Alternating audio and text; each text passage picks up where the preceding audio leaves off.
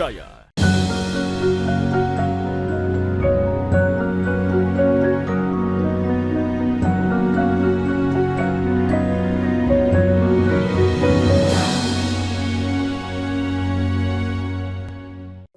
Bismillahirrahmanirrahim. Assalamualaikum warahmatullahi wabarakatuh. Alhamdulillah. Alhamdulillahi rabbil alamin. Wabihi nasta'inu ala umurid dunia waddin. Ashhadu an la ilaha illallah wahdahu la syarikalah. Wa ashhadu anna muhammadan abduhu wa rasuluh. Allahumma sholli wa sallim ala abdika wa rasulika Muhammad wa ala alihi wa sahbihi ajma'in amma ba'du.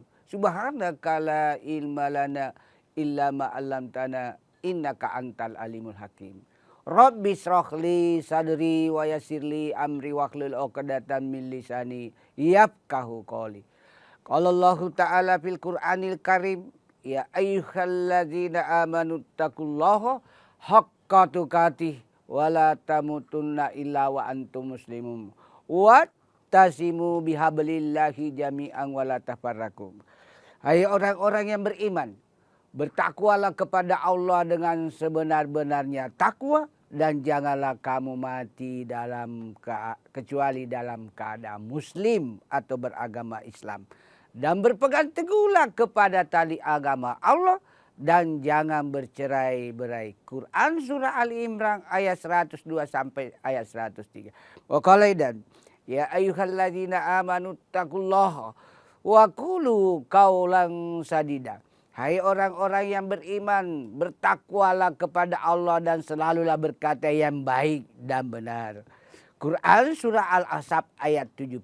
Berdasarkan Quran surah Al-Ahzab ayat 70 ini, maka segala bentuk dan perilaku dan pernyataan yang cenderung pencitraan, lain di bibir, lain di hati, lain di bibir, lain dari tingkah laku, tidak dibenarkan dalam ajaran Islam. Wa qala dan ya ayyuhalladzina amanu dakhulu fi silmi kafatan wa la tattabi'u khutuwati syaitan innahu lakum aduwwum mubin. Hai orang-orang yang beriman, masuklah ke dalam Islam secara kafah atau sempurna dan janganlah kamu mengikuti langkah-langkah setan. Sesungguhnya setan adalah musuh nyata bagimu. Quran surah Al-Baqarah ayat 208.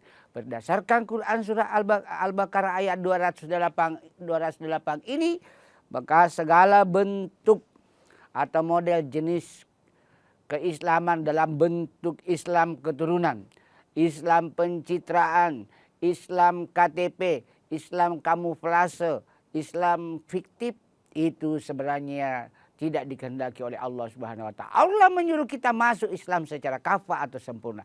Wa qala dan innallaha wa malaikatahu yusholluna 'alan nabi ya ayyuhalladzina amanu shallu alaihi wa sallimu taslima. Sesungguhnya Allah beserta seluruh para malaikatnya bersalawat kepada Rasulullah. Maka hai orang-orang yang beriman, bersalawatlah kepada Rasulullah dengan sebaik-baik salawat. Quran surah Al-Ahzab ayat 56. Mengapa kita perlu bersalawat? Allah menyuruh kita berpuasa, Allah tidak ikut berpuasa. Allah menyuruh kita berhaji, Allah tidak ikut berhaji. Allah menyuruh kita berzakat, Allah tidak ikut berzakat. Tetapi Allah menyuruh kita bersalawat kepada Rasulullah. Allah beserta seluruh para malaikatnya ikut bersalawat kepada Rasulullah. Kenapa begitu penting? Siapa yang selalu bersalawat kepada Rasulullah, apalagi di malam Jumat dan di hari Jumat, maka pasti di hari akhirat nanti akan mendapatkan syafaat dari Rasulullah. Siapa yang selalu bersalawat kepada Rasulullah, apalagi di malam Jumat dan hari Jumat, maka pasti dekat dengan Rasulullah di hari akhir. Dan siapa yang selalu bersalawat kepada Rasulullah, apalagi di malam Jumat dan di hari Jumat, dimudahkan rezekinya, urusan jodohnya, dan berbagai urusan dunia lainnya. Para pemirsa Kompas TV yang dimuliakan oleh Allah Subhanahu wa taala dimanapun antum berada, mari kita senantiasa bersyukur kehadiran Allah. Karena berkat nikmat Islam, nikmat iman, nikmat kesempatan, wabil khusus nikmat kesehatan sehingga kita dapat bersua kembali dalam acara kesayangan kita. Acara Mutiara Iman di Kompas TV Nasional yang independen dan terpercaya. Siapa yang selalu mensyukuri nikmat Allah, maka Allah akan tambahkan nikmat itu. Sebaliknya siapa yang kufur nikmat, maka siksa Allah amat pedih. La in sakartum la azidannakum wa la in kafartum in azabi lasadid. Quran surah Ibrahim ayat 7. Salawat dan taslim kita kirimkan kepada Nabiullah, Nabi besar Muhammad SAW. Beserta para keluarga beliau, para sahabat dan para pengikut beliau yang senantiasa istiqomah melaksanakan berbagai syariat Islam berdasarkan Al-Quran dan As-Sunnah hadis Rasulullah Muhammad SAW. Sebagai Nabi yang penuh keteladanan sehingga Allah abadikan di salah satu surat dan ayat di dalam Al-Quran. Laqad kana lakum fi rasulillahi uswatun hasanah. Quran surah Al-Ahzab ayat 21. Para pemirsa Kompas TV yang dimuliakan oleh Allah Subhanahu wa taala dimanapun Anda berada. Pada kesempatan ini singkat saya menyampaikan tausiah dengan judul modal mencapai negara adil dan makmur. Bagaimana cara mencapai negara atau kampung, desa, lurah, RW, RT, kabupaten, kecamatan, provinsi sampai tingkat negara adil dan makmur? 4 modal utama. Apa itu 4 modal utama? Yang pertama, di suatu negara, di suatu kampung, provinsi, kelurahan, kabupaten, RT, RW, kecamatan memiliki pemimpin yang adil. Apa yang dimaksud adil? Adil itu menempatkan sesuatu pada tempatnya. Jadi kalau pemimpin yang adil, yaitu pemimpin yang bisa menempatkan sesuatu peraturan sesuai dengan tempatnya. Contoh ini pemimpin yang adil. Saya juga pemimpin dalam skala kecil, yaitu pendiri dan ketua umum pengurus masjid Al-Ikhlas. Ada keluarga istri saya, pendakwah. Sudah bukan lagi amatir, pendakwah dalam bahasa Bugis di kampung sudah masuk, bukan lagi amatir, sudah profesional. Menawar di lembaga dakwah yang saya bina, yang saya sebagai dewan pengawas. Saya tolak karena tidak bisa berdakwah dalam bahasa Indonesia. Itu keluarga istri sebagai pemimpin yang adil saya tolak Pak karena tidak memenuhi syarat. Itu pemimpin adil. Kita lanjutkan setelah yang satu ini.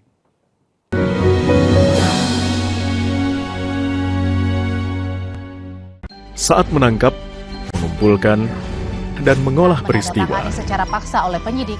Kami kerahkan upaya terbaik. Ketika menyampaikan berita serta informasi, kami tak sekadar menyapa. Ada referensi, aspirasi, juga inspirasi yang menjadi misi. Sapa Indonesia di Kompas TV. Independen, terpercaya.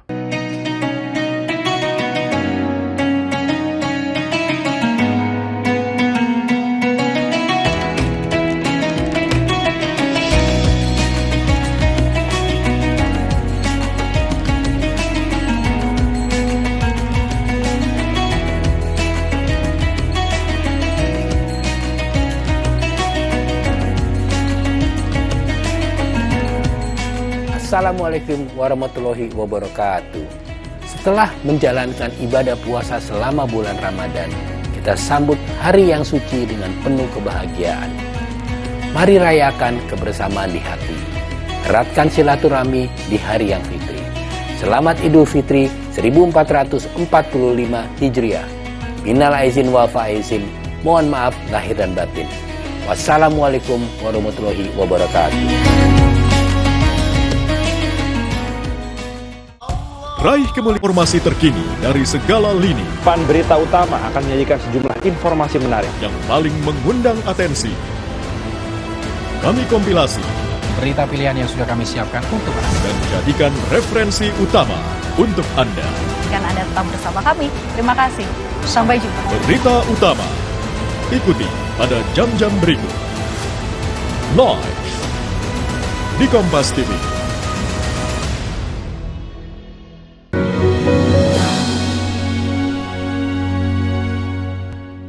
Para pemirsa Kompas TV yang dimuliakan oleh Allah Subhanahu wa taala. Jadi keluarga dekat istri saya tolak, Pak. Karena harus kita adil, memalukan nanti masa mau berdakwah di Kota Makassar tidak bisa pakai bahasa Indonesia. Jadi kita harus tempatkan sesuatu yang menjadi permasalahan di negeri kita sekarang ini adalah susah kita mencari pemimpin yang adil. Ada sih tapi dihitung jari susah. Rata-rata kita melihat dalam situasi kasat mata fakta kecenderungannya mengangkat keluarganya, dengan kata lain nepotisme atau KKN, sekalipun keluarganya ya bukan tidak manusia tapi kurang memanusiakan. Artinya masih ada the best is the best, terbaik dari yang terbaik. Ada suatu sindiran dari, saya lupa apakah dari Malaysia atau Singapura. Bagaimana Indonesia maju? Jangankan peraturan tidak natakuti, Tuhannya saja tidak natakuti. Ini suatu sindiran yang sangat menyentuh akal pikiran saya, perasaan saya. Jadi kecenderungannya memang kita Tuhan sebagian, bukan semuanya, dalam tanda petik sebagian. Tuhan saja tidak dituki, apalagi undang-undang peraturan-peraturan. Jadi pemimpin itu tidak gampang. Oleh karena itu menghadapi pilkada, pilgub, pil bupati serentak yang jatuh tempo pencoblosan 27 November, lihat itu memilih calon pemimpin ala Rasulullah. Bukan berdasarkan sesama partai, sekampung, terus apalagi karena disogok. Untuk melahirkan pemimpin yang ideal, Rasulullah apa? Lihat, fatona, cerdas. Cerdas dalam berbagai aspek, cerdas secara akademik, dibuktikan ijazah yang sah dari universitas yang ternama, bukan universitas abal-abal. Cerdas secara sosial, bisa berinteraksi dalam baik garis ke atas dengan atasannya, garis horizontal dengan sebayanya sesama pemimpin yang sama-sama strukturannya, eselonnya, bisa juga kepada wong cilik. Kita melihat sebagian, bukan semuanya, sebagian pemimpin kita hanya cenderung garis vertikal, selalu saja main pusat, ke dirjen, ke menteri. Jarang melihat orang di bawah yang sengsara dan merana. Yang kedua, tablik bisa menyampaikan pesan visi yang hebat. Seperti yang dicontohkan mantan gubernur Sulawesi Selatan yang visioner dan hebat, Profesor Dr. Ahmad Amiruddin, punya visi yang jelas. Visi pembangunan Sulawesi Selatan memang maju pesat. Apa itu visinya Prof. Amiruddin? Pengwilayahan komoditas, petik olah dan jual, dan perubahan pola pikir dan perilaku. Untuk merubah perilaku warga Kota Makassar tidak membuang sampah sembarangan. Tempat yang perlu dirubah dulu adalah pola pikir. Mengapa Jepang bersih satu negara? Karena masyarakat Jepang merasa memiliki negaranya. Kalau kita merasa memiliki sesuatu, pasti dipelihara dengan baik dan benar. Yang ketiga adalah amanah, dapat dipercaya. Lagu pemilu kita memang pilihlah wakilmu yang dapat dipercaya. Dia tidak bunyinya itu lagu pemilu dulu, pilihlah wakilmu yang banyak uangnya. Nah sekarang yang banyak uangnya Pak, kita heran sekarang. Akademisi yang bergelar profesor, mantan rektor, mantan dirjen tersisi di struktural kepemimpinan karena tidak ada uangnya kodom. Sebaliknya orang-orang yang banyak duit, latar belakang akademiknya meragukan, justru jadi pejabat. Ini yang membuat kita susah maju sebagai negara yang berkembang dan susah menyaingi negara-negara maju, apalagi seperti Jepang. Para pemirsa Kompas TV yang dimuliakan oleh Allah SWT, pemimpin yang adil. Bagaimana contoh pemimpin yang adil? Contoh Rasulullah, andaikan Fatimah anakku mencuri, maka kupotong tangannya. Pemimpin yang adil, tidak pandang bulu, tidak pandang uang, tidak pandang suku, tidak pandang keluarga, tidak pandang anak. Hukum berwibawa. Akhirnya terjadi pemimpin yang adil. Pemimpin yang adil kita juga lihat di zaman Khalifah Umar bin Khattab ketika jadi presiden waktu itu. Coba bayangkan ada ibu-ibu protes. Itu Khalifah Umar enak sekali jadi presiden. Rakyatnya lapar. Karena itu ibu memasak batu karena anaknya sudah menangis lapar. Memasak batu tidak bisa masak-masak karena bukan beras yang dimasak, batu. Akhirnya Khalifah Umar mendengar rakyatnya menjerit kelaparan. Akhirnya Khalifah Umar ambil sendiri gandum di gudang tanpa mau dibantu oleh asistennya, ajudannya, rakyat lainnya. Dia sendiri pikul gandum membawa kepada ibu-ibu yang kelaparan tadi. Kira-kira masih bisa dapat pemimpin zaman seperti itu? No way, impossible, tidak mungkin. Pemimpin yang adil. Makanya di zaman-zaman Umar bin Khattab Islam jaya. Di zaman Rasulullah ketika jadi khalifah di Madinah, Islam mencapai puncak kejayaannya antara kaum Muhajirin dan kaum Ansor rukun.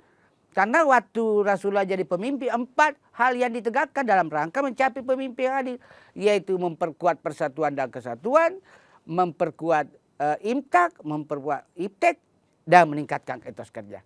Para pemirsa Kompas TV yang dimuliakan oleh Allah Subhanahu wa taala. Oleh karena itu, menghadapi Pilkada 2024 yang jatuh tempo 27 November, perhatikan itu calon pemimpin. Apa dia memenuhi kriteria Rasulullah? Fatona, cerdas, tabligh, dapat berbicara dengan bahasa yang baik dan benar, ada juga kemampuan untuk berbahasa Inggris. Jelas titik komanya kalau berbicara, memang ada bakat-bakat orator. Seperti yang dicontohkan Bung Karno, yang dicontohkan Pak Harto, yang dicontohkan oleh Profesor Dr. Mukhtar Kusuma Atmaja, yang dicontohkan oleh Presiden Turki. Memang punya bakat-bakat orator. Bisa amanah, dapat dipercaya, dan bisa juga sidik, jujur. Antara jujur dan amanah saling terkait, tidak bisa dipisahkan. Kalau orang sidik jujur pasti amanah.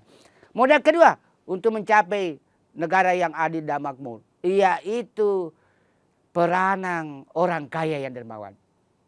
Contoh, Makassar ini kita bisa lihat banyak gedung-gedung bertingkat, itu karena peranannya pengusaha. 2 pengusaha ternama termasuk pengusaha nasional, yaitu Bapak guru kita yang mulia Pak Yusuf Kalla dengan guru kita Pak Haji Muhammad Aksa Mahmud. Itu peranan pengusaha luar biasa dalam perkembangan kota, dalam kemajuan suatu daerah dan negara.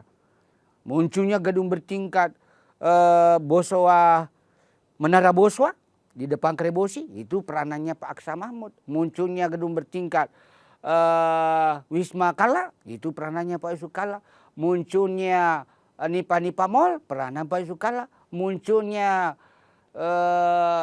Menara Fajar, itu peranannya Pak Alwi Hamud. Itu saudara-saudara kaya yang punya investasi sosial dalam memakmurkan suatu kota, khususnya kota Makassar. Jadi peranan yang kedua, modal kedua mencapai negara, kampung, desa, provinsi, kabupaten yang adil dan makmur adalah modal kedua, peranan orang kaya yang dermawan untuk berinvestasi. Bukan orang kaya yang rakus, memperkaya keluarganya sendiri tanpa mengabaikan peraturan yang berlaku. Modal ketiga untuk mencapai negara yang adil dan makmur, dengan kata lain, baldatun thayyibatun wa rabbul ghafur, yaitu peranan ulama. Ulama itu kaum cendekiawan muslim, ustaz, ustazah, para mubalik, para kiai, syekh, habaib, yang punya ilmu di bidang agama yang mumpuni.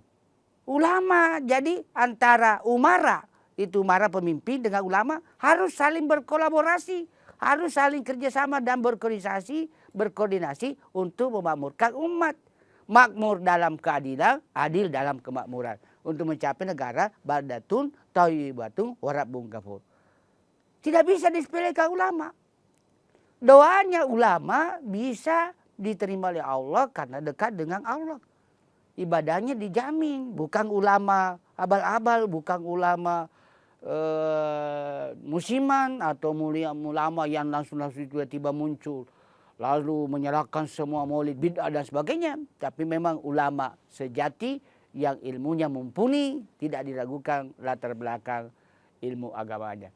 Ulama dalam suatu sejarah, mudah-mudahan saya tidak salah ingat, antara Bung Karno, waktu Bung Karno jadi presiden, dengan Buya Hamka, itu sering tidak seide atau bertolak belakang. Sehingga kono, kalau saya tidak lupa sejarah, Buya Hamka pernah dipenjara. Tapi ketika Bung Karno mau meninggal, apa pesan Pak Bung Karno? Mohon sampaikan kepada Pak Buya Hamka nanti kalau saya sekarat dan meninggal, Pak Buya yang menyalati saya. Coba bayangkan Pak Bung Karno minta disalati oleh Buya Hamka. Kita lanjutkan salat yang satu ini.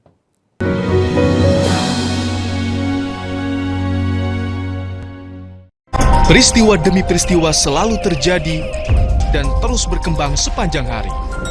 Saat Anda membutuhkan informasi dengan perkembangan berita mutakhir, jadikan kami mata dan telinga Anda untuk berbagai aktualita terkini. Sambut kami sebagai referensi. Ikuti semuanya di Kompas TV, independen, terpercaya.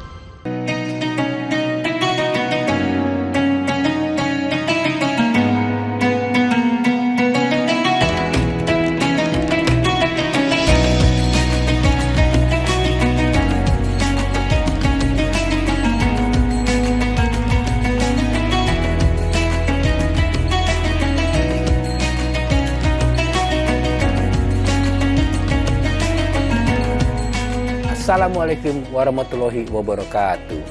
Setelah menjalankan ibadah puasa selama bulan Ramadan, kita sambut hari yang suci dengan penuh kebahagiaan. Mari rayakan kebersamaan di hati. Eratkan silaturahmi di hari yang fitri. Selamat Idul Fitri 1445 Hijriah. Minal aizin wal faizin. Mohon maaf lahir dan batin. Wassalamualaikum warahmatullahi wabarakatuh.